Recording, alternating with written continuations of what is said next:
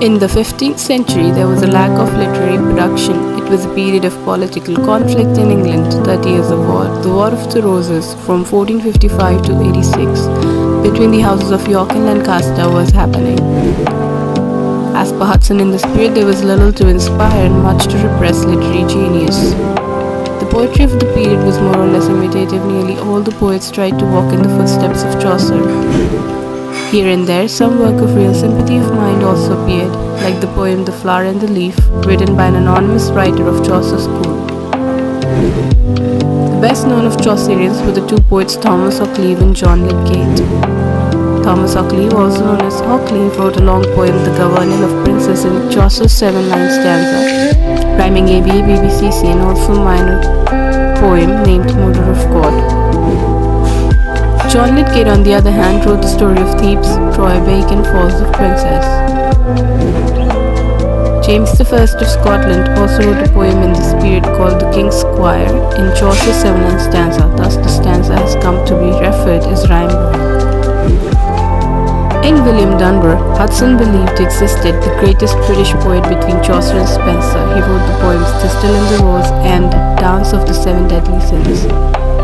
Two more poets Hudson talks about in this period, namely Robert Henryson and Gavin Douglas.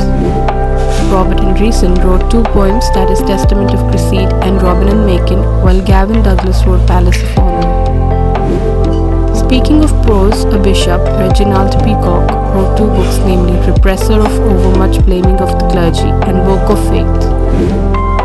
Some importance also attaches to the political treatise of Sir John Fortescue called The Difference Between an Absolute and a Limited Monarchy.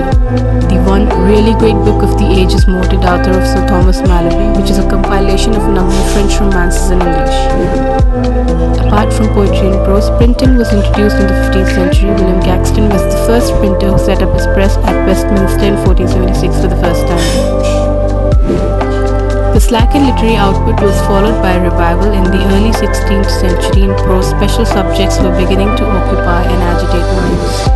William Tyndale's English New Testament, the Complete English Bible of Miles Coverdale, and Cromwell's The Great Bible reflect the steady growth of interest in the scriptures during the years prior to Reformation. The Eutopia of Sir Thomas More is one of the most thoroughly typical works of this time. Roger Astor, one of the earliest masters of the original English prose, wrote Toxophilus, or School of Shooting, and the educational treatise The Schoolmaster. The new movement in poetry was hugely influenced by Italian humanism, and two poets stand out in this period clearly, namely Sir Thomas Wyatt and Henry Howard, Earl of Surrey. Both of them brought from Italy the form of poetry called sonnet, while Surrey was the first English poet to use blank verse in his works. Wyatt and Surrey are the chief poets of a collection called Songs and Sonnets, which is commonly known as Tottel'smicellany 1557. That was all from my side. Thank you for watching.